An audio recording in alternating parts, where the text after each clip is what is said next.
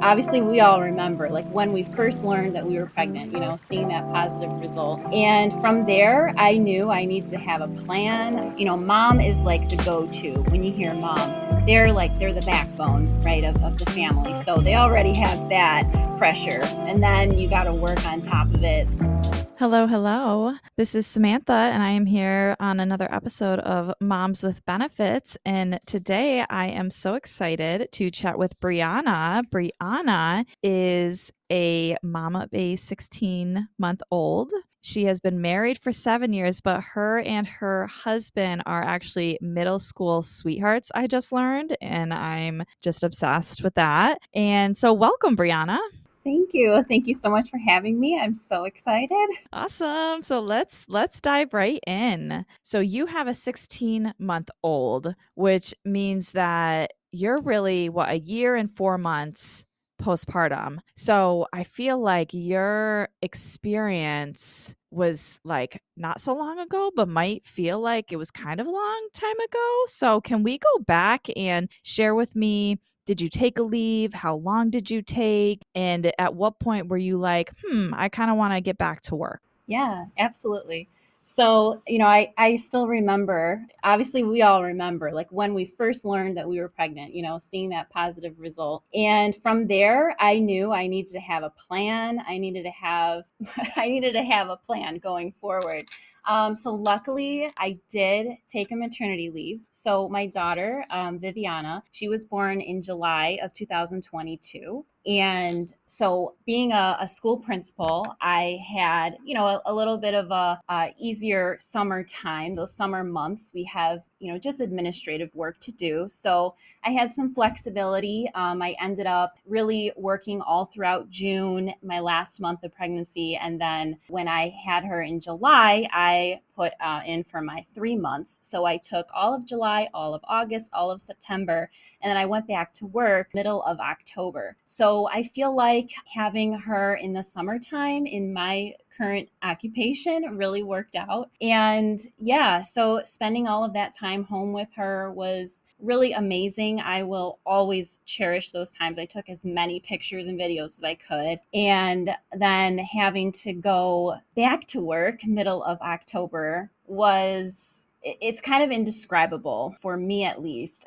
The word I can think of is really bittersweet, because as a working mom, you know that eventually you're going to have to go back to work. You're going to have a plan for where your kid's going to go and who's going to watch them. And that was, in and of itself is a struggle, but I think, yeah, mentally I was in a very interesting place at that time. So, if I may, can I pull on that thread a little bit of interesting? Because I feel like that's something I personally and maybe some folks listening could relate to. From my perspective, when I was thinking about going back to work, it felt like a pull in two different directions. It felt like an identity crisis. I don't know if crisis is too strong, but sometimes it's like not strong enough. Like I just found myself going back and forth, questioning my priorities, questioning what I wanted to do. I mean, does any of that seem familiar to your experience, if you don't mind sharing? Absolutely, yes, 100%. So before my daughter was born, I would spend hours dedicated to work outside of working hours. I'd work on the weekends, whether it be, responding to emails or coordinating meetings, things like that. But going back to work, after my daughter was born, I really had to set some boundaries, and really manage my time at work to keep work at work and not to bring it home. I think that was a struggle for me as a working mom, because I was so used to that, working at home, getting my stuff done, then starting back, on Monday morning in the office. But yeah, once I had to transition back after maternity leave, I really struggled to set boundaries, how to manage my time. Those are all the things that I didn't even think about over maternity leave.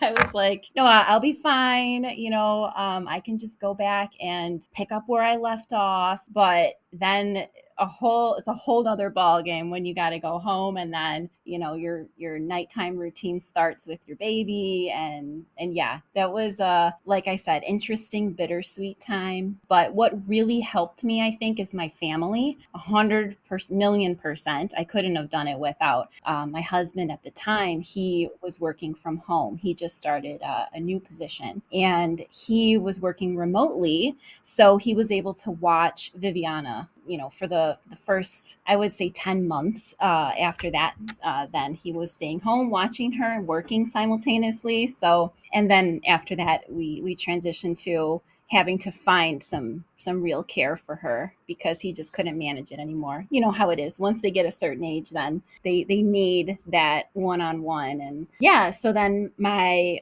dad and one of my uncles, they were able to really offer and volunteer their time to watching her every day. And that's kind of how I have been able to continue my career. And yeah, it just worked for our family. And I really am so thankful every day for our situation. That sounds like an amazing support system for sure. So, a couple things that I pulled out of what you talked about during your time was this idea of boundaries. And so, do you feel like you have been most successful as a working mom by keeping work and mom separate? Or do you feel like there is an integration there? Like, talk to me about where your head goes. Yeah. So I still struggle with this every day. In the morning, I feel when I get to work, I am trying 100% to be at work. My mind is here, dedicated to my staff, to the tasks that I have to do every day. But I'm always thinking in the back of my mind, okay, how is Viviana? Did she take a nap? Is she eating? Things like that. Is she having a good day? So I'm not gonna lie, I am always thinking about that.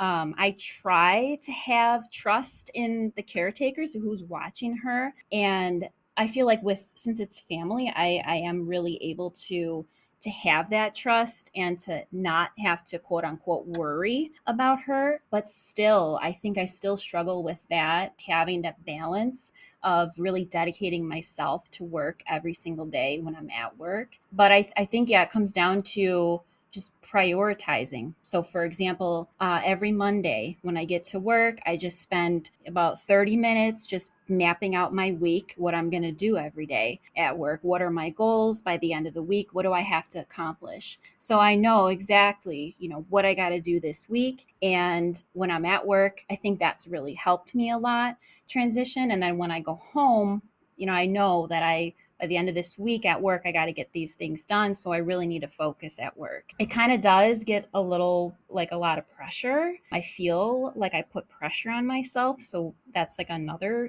thing I struggle with too. But a way to cope with that, I mean, I talk with family about that, with friends about that. And yeah, this is kind of why I really am, wanting to be here and tell my story, because so often we don't really hear too much about the working mom balance and struggle, and kind of what are those coping things? What do you do? How do you manage your time? So, Absolutely. And knowing that there's no right answer, mhm. there's just different ways to make it work for you in your unique situation, and learning how other working moms put the puzzle pieces together is so, I think, beneficial for other working moms that are in the thick of it or transitioning or just in need of maybe some inspiration. It's just such a unique emotional, financial, time sucking experience that I think Right. it's so unique. So, yeah, thank you. I think your passion definitely comes through. So, it's interesting, if you don't mind me saying, so you started off in the beginning of our conversation saying you found out you were pregnant and you were a planner and you wanted to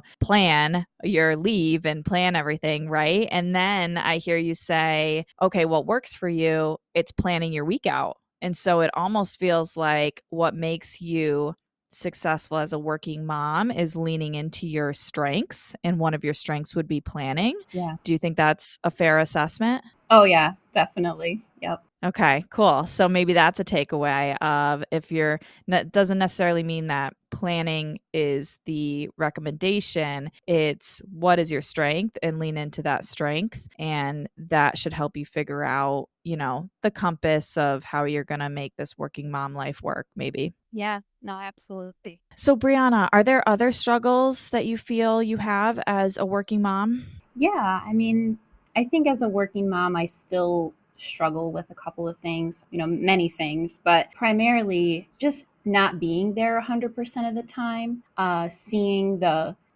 day-to-day little experiences. And for example, like my dad gives me updates every day when I pick her up after I'm done with work.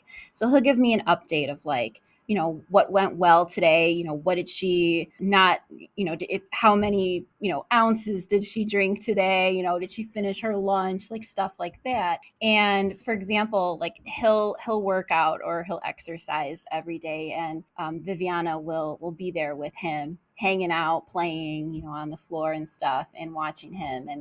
And just recently she's starting to talk a little bit more and say some words and stuff. And it's just so funny how he's working out and she's copying him, making, noises and laughing and stuff. And I'm like, man, I wish I was there. I wish I was sitting there with her while that's happening. Cause I feel like once I get home and I bring her home, it's so monotonous every night. Like we're doing the same thing. We get home, we start dinner, then we do bath time, and then the bedtime routine, reading a book together and stuff. So having a couple of hours every night is a huge just struggle, because then once we get to the weekend, that's when I'm just like 150% my time's devoted to her. I want to have all those silly moments with her, and those type of things. You can't create those silly moments, they just happen. So that, yeah, but luckily she is the sweetest thing and she's always laughing and joking around. So thankfully she's really good at adapting to any environment that she's in. So like she loves to be at their house during the day every day when I'm at work, and then when she's at home with me and my husband, she loves to be with us. So I feel like even at a young age she was totally able to transition and go from place to place. So that makes it a little easier, but still not being there for her 100% every day is a huge struggle. And something I also struggle with is really having some me time. That's something that I read a lot about being a new mom, making sure you spend time for yourself, whether it's, watching your show, or it's going to get your nails done, or going out with your friend, something like that. That's what I really struggle with, because when I do those things, I feel so guilty.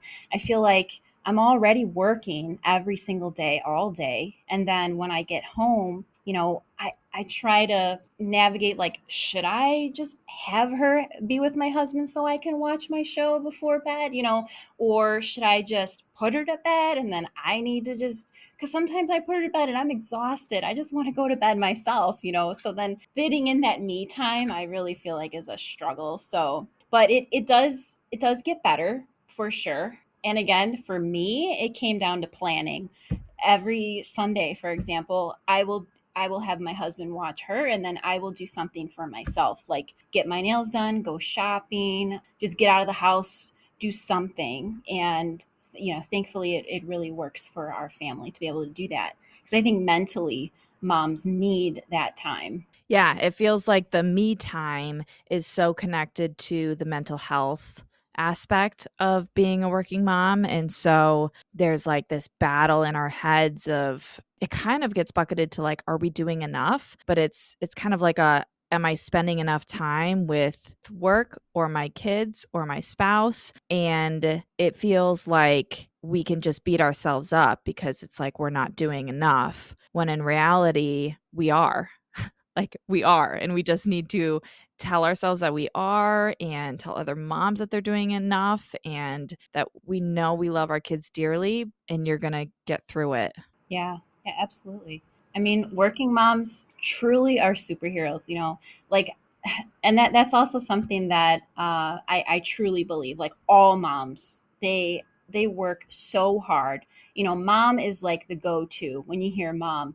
they're the backbone, right, of the family. So they already have that pressure. And then you got to work on top of it. Like yeah, it's tough. It's tough. But Yes. it does, it makes you stronger. I believe it makes me a stronger person. I'm very, very fortunate to have a career that I love. So yeah, having the time to, and the ability to learn how to navigate this new life. It's cool. I really enjoy it. Yeah, so that kind of brought me to my next thought of yes, there's struggles and yes, it's hard, but we do it. And so why do we do it? And honestly, I feel like a lot of the working moms that I've been talking to are so passionate about being a working mom. And so what excites you about making this work for you and your family? Yeah, I think about this all the time. And it comes down to what really excites you, what really makes you excited to be a working mom, to work. And honestly, for me, yes, it is mostly financial, having to be a working mom, but also to be able to continue and use the skills that I have to help other people. Before my daughter was born, my job 100% was all the intrinsic value of, making myself want to help others because it made me feel good. I like to see other people happy. Especially working in a school, you love to see like the students improving and showing growth and everything.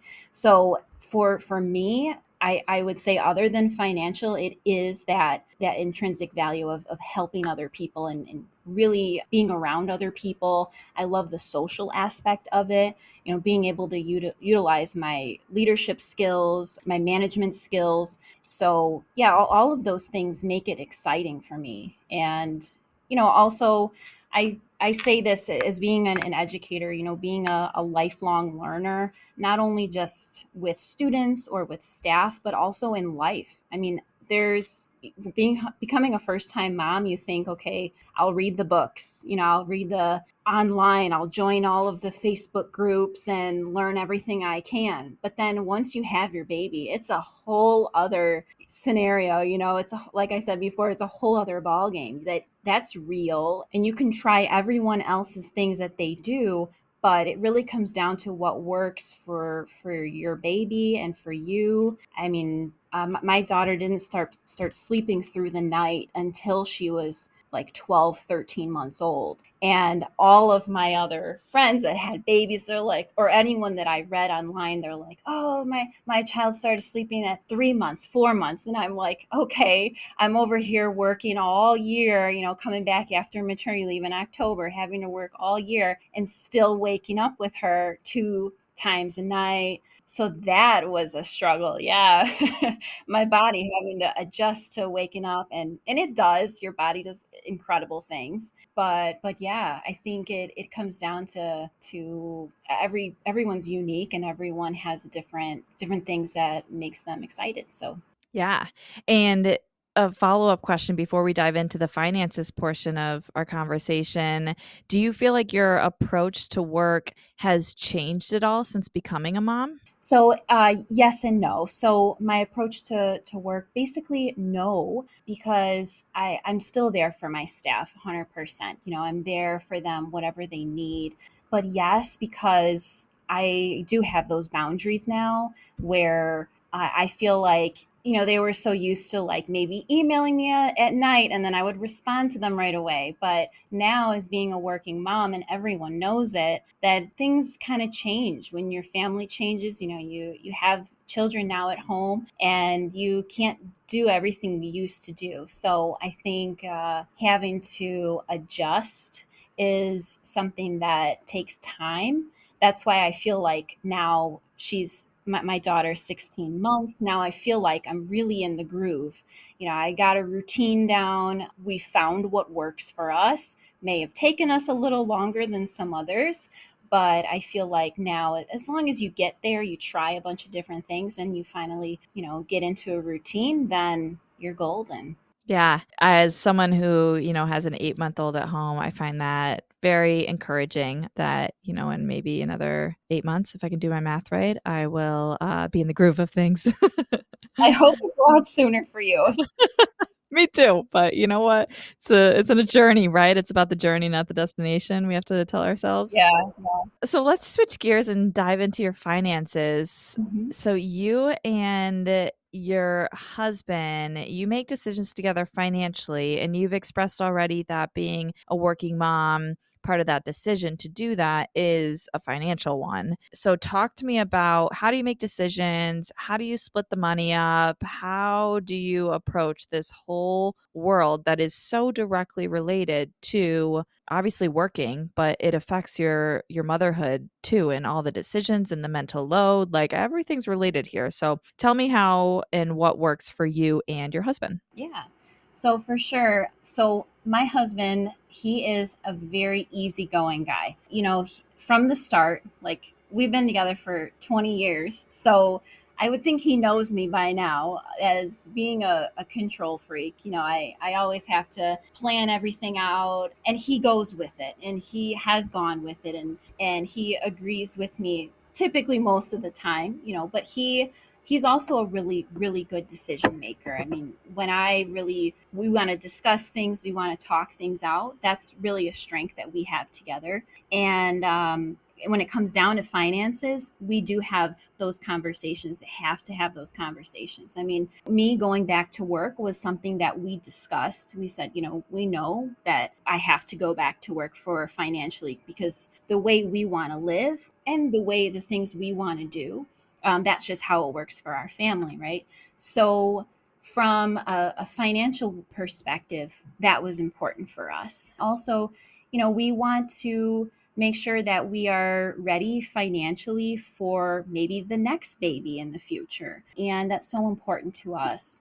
And then also, my husband works, and being both full-time working parents, we really work together for the finances. Even though I may make more money than he does, we still are able to budget and balance the bills and keep it so we both are contributing an equal amount according to how much we each make. So it took time to be able to sit and agree with that and kind of come up with a plan. Who's going to pay the mortgage, or who's going to pay the utilities, who's going to be covering the groceries. So once we had all that figured out, then we kind of adjusted as salary increases or jobs may have changed.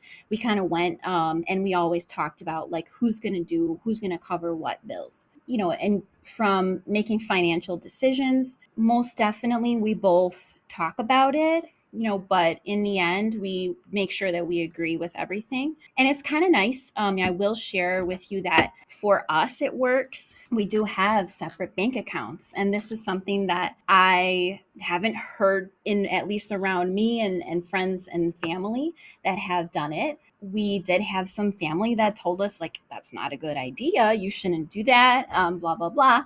And then some family are like, just do what works for you guys. So it does work for us. I don't have to ask him if I want to buy something, or he can buy his car parts or do whatever he wants to buy, whatever he wants that makes him happy, because in the end he is making the money that he wants to spend, and same for me. So keeping it equal, it really balances out for us. And something we want to make sure we have is a separate savings account, that we do want to make sure that we have that as well, because that's for the long term, right? That's for our daughter, that's for our future, that's for emergency funds, stuff like that. So that's how it works for us. Interesting. Thank you for sharing all that. And so I ask questions about this savings account? You say it's for your daughter. How do you figure out how much goes in, or who puts what in? Or is there, like, I'm sure it's still somewhat new too, but any ideas? I'm thinking about folks who might be listening that want to invest, not literally, but just invest in some form for their new child. And a savings idea is one of the ways you could do that. How do you guys approach that? Yeah. So, well, even before my daughter was born, we even had this together, because anytime, for example, you get tax refunds, that's where the tax refund's going to go, at least some of it. And then, my husband would put some into the savings and as well. So that's really important. Once my daughter was born, they get some gifts or they get monetary gifts, things like that. So that goes into the savings account for her. And we basically don't touch it. You don't touch that. That's just for emergencies or down the road, maybe college and things like that for my daughter. So yeah, it's really important. But I know it's difficult, especially nowadays, to have that to maintain it too. But yeah, it takes work. Yeah, it sounds like it takes work and it's a lot of conversations. It's not going to be one conversation. It's going to be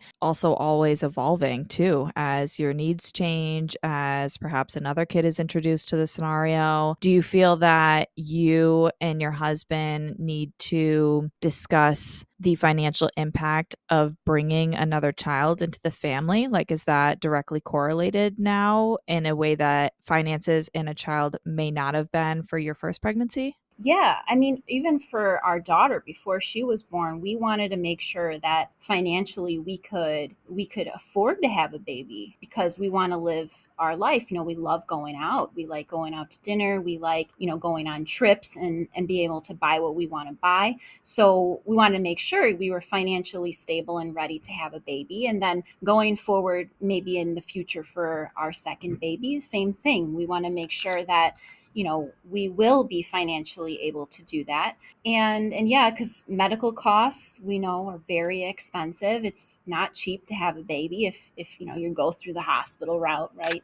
So yeah, definitely it is fueled that way. And it's also, for me as a working mom, it also comes down to, are we going to have the childcare for two kids? So that also comes into play when thinking for the future. Whereas I feel like we, at least for me, don't really have those conversations too much with, because I don't have too many other working moms that I can talk to and communicate with. A lot of the women in my life are stay-at-home moms, and I'm so grateful that they have that opportunity. But yeah, I'm not going to sit here and say like I'm not a little envious, because I of course am. I'd love to stay home with my child 100% of the time. But for me, I feel like as a person financially do have to work, but also for that extra part of it, for my intrinsic, I do love to be around other people and help other people and continue my career. Not just having the mom title, but Mhm. also